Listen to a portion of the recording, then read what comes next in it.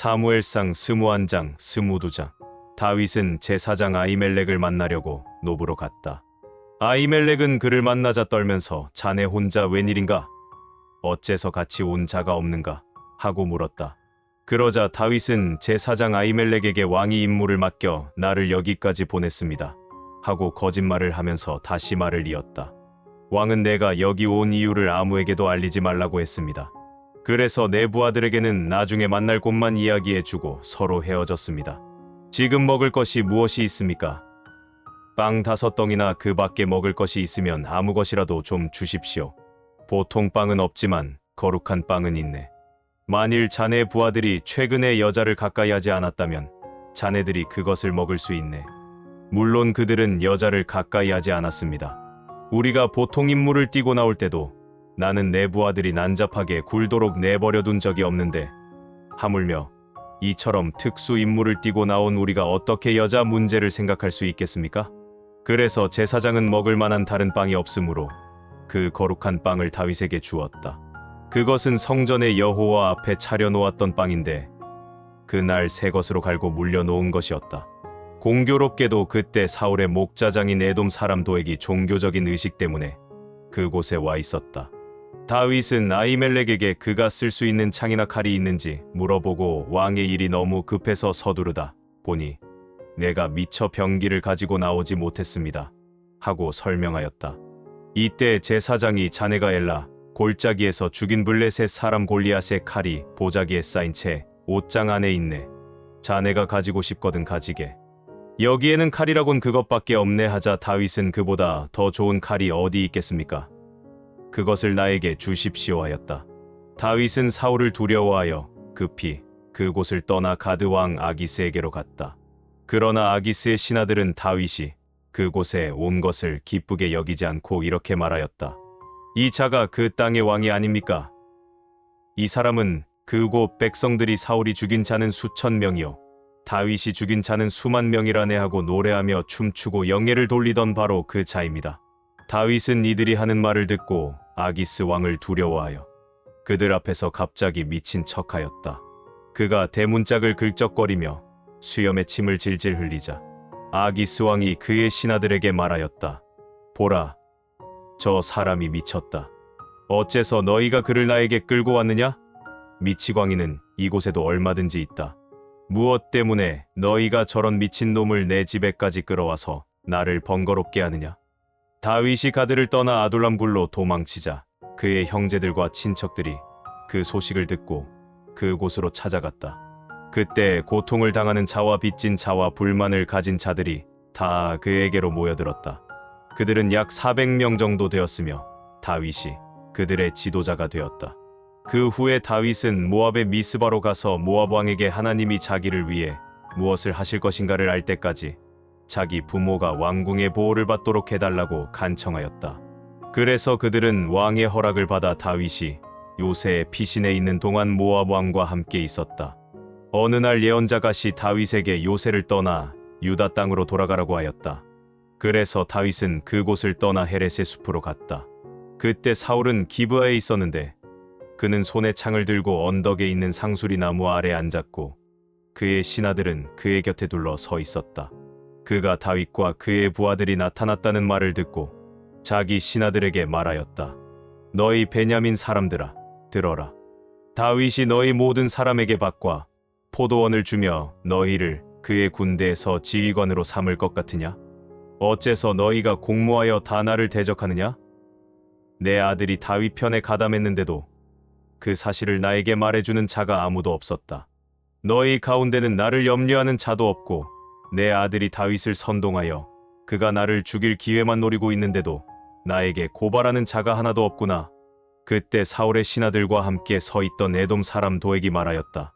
내가 노베에 있을 때 다윗이 제사장 아히멜렉과 이야기하는 것을 보았습니다.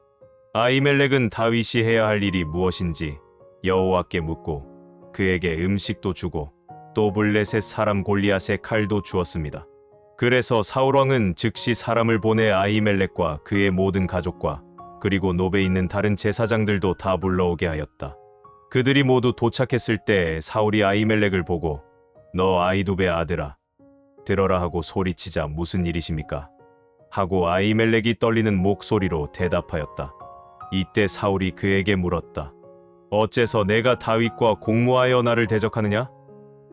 내가 무엇 때문에 그에게 음식과 칼을 주고 그를 위해 하나님께 물어보았느냐?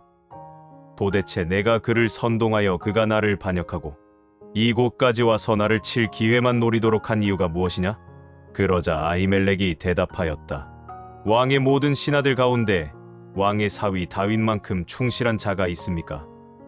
그는 왕의 경호대장일 뿐만 아니라 궁중 모든 사람들에게도 높이 존경을 받는 자입니다. 내가 그를 위해서 하나님께 물은 것은 이번이 처음이 아닙니다. 왕이 이 문제로 나와 내 가족을 문책하는 것은 정당한 처사가 아닙니다. 우리는 이번 일에 대해서 아무것도 아는 것이 없습니다. 이때 사울은 아히멜렉아, 너와 내 친척은 죽어 마땅하다 하고 자기 경호병들에게 명령하였다. 저 여호와의 제사장들을 죽여라. 저들이 다윗과 합세하여 공모하였고 또 다윗이 도망한 줄 알면서도 나에게 말해 주지 않았다. 그러나 그 경호병들은 여호와의 제사장들을 죽이려고 하지 않았다. 그러자 왕은 도액에게 내가 저들을 죽여라 하고 명령하였다. 그래서 그날 에돔 사람 도액은 에봇을 입은 85명의 제사장들을 모조리 칼로 쳐서 죽였다.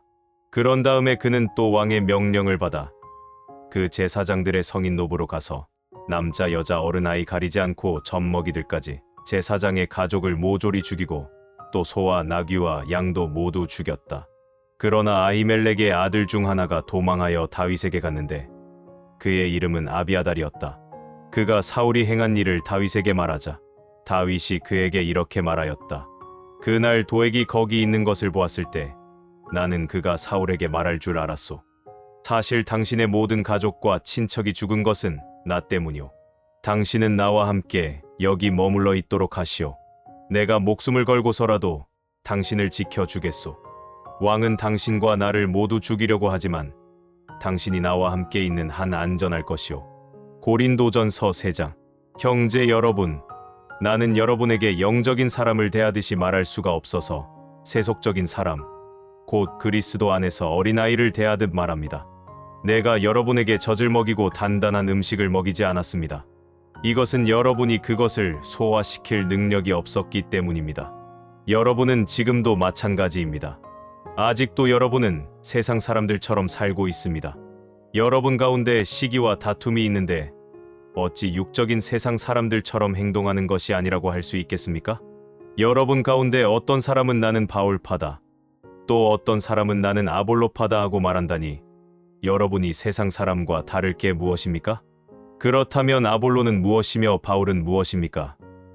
우리는 주님이 시키신 대로 여러분을 믿게 한 종들에 지나지 않습니다. 나는 심었고 아볼로는 물을 주었습니다. 그러나 자라게 하신 분은 하나님이십니다. 그러므로 심는 사람과 물을 주는 사람은 아무것도 아니지만 자라나게 하시는 하나님이 가장 중요합니다. 심는 사람과 물을 주는 사람은 하나이며 각자 자기가 일한 대로 상을 받을 것입니다. 우리는 하나님의 일을 하는 동역자들이요, 여러분은 하나님의 밭이며 건물입니다. 나는 하나님의 은혜로 지혜로운 훌륭한 건축가가 되어 기초를 놓았으며 다른 사람은 그 위에 건물을 세우고 있습니다. 그러나 건물을 세우는 방법에 대하여 각자가 주의해야 합니다. 이미 놓인 기초는 예수 그리스도이시므로 아무도 다른 기초를 놓을 수 없습니다. 이 기초 위에 건물을 세울 때 금이나 은이나 보석으로 세우는 사람도 있고 나무나 풀이나 짚으로 세우는 사람도 있을 것입니다. 그러나 심판날에는 각자의 일한 결과가 불로 시험을 받아 밝혀질 것입니다. 만일 세운 것이 불에 타지 않고 남아있으면 상을 받을 것이나 그것이 타버리면 상을 잃고 말 것입니다. 그런 사람은 구원을 얻어도 마치 불 속에서 간신히 헤쳐나온 것과 같을 것입니다. 여러분은 하나님의 성전인 것과 성령님이 여러분 안에 계신다는 것을 모르십니까? 누구든지 하나님의 성전을 더럽히면 하나님이 그 사람을 멸망시키실 것입니다. 이것은 하나님의 성전이 거룩하며 여러분 자신도 바로 그런 성전이기 때문입니다. 여러분은 아무도 자기를 속여서는 안 됩니다. 여러분 가운데 이 세상에서 지혜롭다고 생각하는 사람이 있으면 정말 지혜로운 사람이 되기 위해서는 어리석은 사람이 되십시오. 이 세상의 지혜는 하나님이 보시기에 어리석은 것입니다. 성경에도 하나님이 약삭 빠른 자를 자기 꾀에 빠지게 하신다 하였고, 또 주님은 지혜로운 자들의 생각이 헛된 것을 아신다고 하였습니다. 그러므로 아무도 사람을 자랑하지 마십시오. 만물이 다 여러분의 것입니다. 바울이든 아볼로든 베드로든 모두 여러분의 유익을 위해 존재하는 사람들이며, 온 세계뿐만 아니라 생명이나 죽음이나 현재 일이나 장래 일이 다 여러분에게 속하였고, 여러분은 그리스도에게 속하였으며 그리스도는 하나님께 속하였습니다. 에스겔 1장. 내가 30살 되던 해 4월 5일에 바빌로니아의 그발 강가에서 포로들과 함께 있을 때 갑자기 하늘이 열려 나는 하나님이 보여 주시는 환상을 보게 되었다. 이것은 여호야긴 왕이 포로로 잡혀간 지 5년째가 되던 해였다. 그곳 그발 강가에서 부시의 아들인 제사장 나 에스겔에게 여호와께서 특별히 말씀을 주셨는데, 그때 나는 여호와의 손길이 내 위에 있는 것을 느꼈다. 나는 환상 중에 북쪽에서 폭풍을 몰고 오는 큰 구름을 보았다. 그 속에서 불이 번쩍번쩍하고 주위에는 찬란한 빛이 비치고 있었으며, 그 불 가운데는 벌겋게 달아오른 쇠 같은 것이 보였다. 그리고 그 속에 내 생물 같은 형체가 나타나 있었다. 그 모양은 사람 같으면서도 각각 내 얼굴과 내 날개를 갖고 있었고, 다리는 곧고 발은 송아지 발처럼 굽이 갈라졌으며, 다리 전체가 반질반질 잘 닦은 구리처럼 빛나고 있었다. 또 그 생물들은 각각 4개의 얼굴과 4개의 날개 외에도 4개의 손을 가지고 있었는데, 그 손은 사면의 날개 아래에 하나씩 달려 있었다.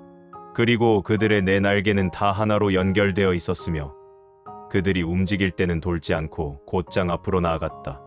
각 생물들은 모양이 다른 4개의 얼굴을 가지고 있었으며, 모두 앞은 사람의 얼굴이었고, 우측은 사자의 얼굴, 좌측은 소의 얼굴, 뒤는 독수리의 얼굴이었다.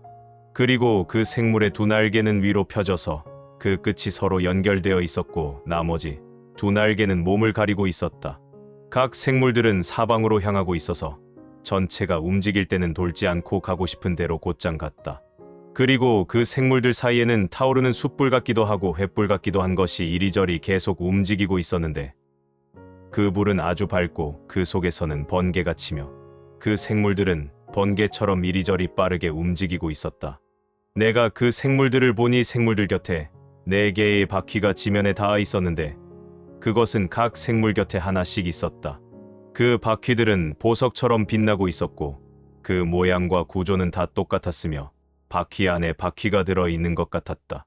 그것이 움직일 때에는 아무 방향이라도 원하는 대로 돌지 않고 곧장 갔으며, 바퀴 둘레는 높고 무섭게 생겼고 돌아가면서 눈이 가득하였다. 그 생물들이 움직일 때 곁에 있는 바퀴도 움직이고, 그 생물들이 땅에서 들릴 때 바퀴도 따라서 들렸다. 그 생물들은 어디든지 자기들이 원하는 곳으로 갔으며, 그 생물들이 움직일 때에는 바퀴도 따라서 들렸다. 이것은 생물들이 그 바퀴를 조종하기 때문이었다. 그래서 그 생물들이 움직이거나 멈추거나 들릴 때마다 바퀴도 꼭 그대로 되었다. 그 생물들의 머리 위에는 수정처럼 반짝거리는 둥근 반구 같은 것이 펼쳐져 있었으며, 그것은 아주 무섭게 보였다. 그 반구 아래에는 생물들이 2날개를 서로를 향해 펴고 다른 2날개로 그들의 몸을 가리고 있었다. 그 생물들이 움직일 때 내가 날개에서 나는 소리를 들으니 폭포 소리와도 같고 전능하신 분의 음성과도 같으며 큰 군대의 함성과도 같았다. 그 생물들이 설 때에는 날개를 아래로 내렸다. 그러나 생물들이 멈출 때마다 그 생물들의 머리 위에 있는 반구 모양의 형체 위에서 계속 소리가 났다. 그 반구 위에는 청옥으로 만든 보좌 같은 것이 있고, 보좌 위에는 사람 같은 형체가 있었으며, 허리 상반신은 벌겋게 달아오른 쇠 같아서 전체가 불덩어리처럼 보였고, 허리 하반신도 불 같아서 사방으로 찬란한 광채가 나고 있었다. 그리고 그 주위에는 비 오는 날 구름 속에 무지개처럼 빛나는 광채가 있었는데, 이것은 여호와께서 나타나신 것을 보여주는 영광의 광채였다. 나는 그것을 보고 엎드려 나에게 말씀하시는 분의 음성을 듣게 되었다. 시편 37장. 악인들 때문에 안달하지 말고 못된 짓 하는 자들을 시기하지 말아라. 그들은 풀과 같이 곧 시들어 없어질 것이다. 여호와를 신뢰하고 선을 행하라. 그러면 너희가 땅에서 하나님의 신실하심으로 번영을 누리며 안전하게 살 것이다. 여호와 안에서 너희 기쁨을 찾아라. 그가 내 마음의 소원을 이루어 주실 것이다. 내 길을 여호와께 맡겨라. 그를 신뢰하면 그가 이루실 것이다. 저가 내 의를 정오의 태양같이 빛나게 하시리라. 여호와께서 행하실 때까지 참고 기다려라. 악인들이 성공하는 것을 보고 안달하거나 부러워하지 말아라. 화를 내지 말고 분노를 그쳐라. 안달하며 걱정하지 말아라. 이것은 악으로 치우칠 뿐이다. 악인들은 멸망할 것이나 여호와를 신뢰하는 자는 땅을 소유할 것이다. 악인들은 곧 사라질 것이니 내가 찾아도 만나지 못하리라. 온순한 자는 땅을 소유하며 큰 평안을 누릴 것이다. 악한 자가 선한 사람을 해할 음모를 꾸미고 그들을 향해 이를 가는구나. 여호와께서 악한 자들을 보고 웃으심은 그들이 곧 망할 것을 아시기 때문이다. 악인들이 칼을 뽑고 활을 당겨 가난한 자를 쓰러뜨리고 정직하게 사는 자를 죽이려 하지만 그 칼이 자기들의 심장을 찌르고 그 활은 부러질 것이다. 의로운 사람의 적은 소유가 악인의 많은 재물보다 더 가치가 있다. 여호와께서 악인의 힘은 빼앗고 의로운 사람은 돌보시기 때문이다. 여호와께서 흠없이 사는 자들의 생활을 다 알고 계시니 그들의 상급이 영원하리라. 그들은 환난 때에도 어려움을 당하지 않으며 기근 때에도 풍족할 것이나 악인들은 멸망할 것이며 여호와의 원수들은 풀처럼 마르고 연기처럼 사라질 것이다. 악인은 돈을 빌려 쓰고도 갚지 않지만 의로운 사람은 은혜를 베풀고 주기를 좋아한다. 여호와의 축복을 받는 자는 땅을 소유할 것이며 여호와의 저주를 받는 자는 멸망하리라. 여호와께서 선한 사람의 걸음을 인도하시고 그의 길을 기뻐하심으로 그가 넘어져도 치명상을 입지 않을 것이니 여호와께서 손으로 그를 붙드심이라. 나는 지금까지 살아오면서 의롭게 사는 자가 버림을 당하거나 그의 자녀들이 구걸하는 것을 보지 못했다. 그가 항상 다른 사람들에게 은혜를 베풀고 꾸어 줌으로 그의 자녀들이 복을 받는다. 악에서 떠나 선을 행하라. 그러면 너희가 영원히 살리라. 여호와께서는 공정한 것을 사랑하시고 그의 신실한 백성을 버리지 않으신다. 그들은 영원히 보호를 받을 것이나 악인의 자손들은 망할 것이다. 의로운 자는 땅을 소유하여 그곳에 영원히 살 것이다. 의로운 사람은 항상 공정하고 그의 입은 지혜를 말한다. 그 마음에 하나님의 법이 있으므로 그가 바른 길에서 떠나지 않을 것이다. 악인이 의로운 자를 엿보고 죽일 기회를 찾지만 여호와는 그를 악인의 손에 버려 두지 않으시고 그가 법정에 끌려가도 유죄 선고를 받지 않게 하실 것이다. 여호와께 희망을 두고 그의 명령을 지켜라. 그러면 그가 너를 높여 땅을 소유하게 하실 것이니 악인이 망하는 것을 내가 목격할 것이다. 내가 한때 악인이 거만을 부리며 레바논의 백향목처럼 그 콧대가 하늘 높이 치솟는 것을 보았으나 그가 사라져 없어졌으니 내가 찾아도 발견하지 못하였다. 그 없는 자를 유심히 보고 정직한 자를 살펴보아라. 평화의 사람에게는 자손이 있으리라. 그러나 죄인들은 다 멸망할 것이며 악인들의 자손은 끊어질 것이다. 여호와는 의로운 자들을 구원하시고 환난 때에 그들의 피난처가 되신다. 여호와께서 그들을 도와 악인에게서 건져 구하심은 그들이 그를 신뢰하기 때문이다.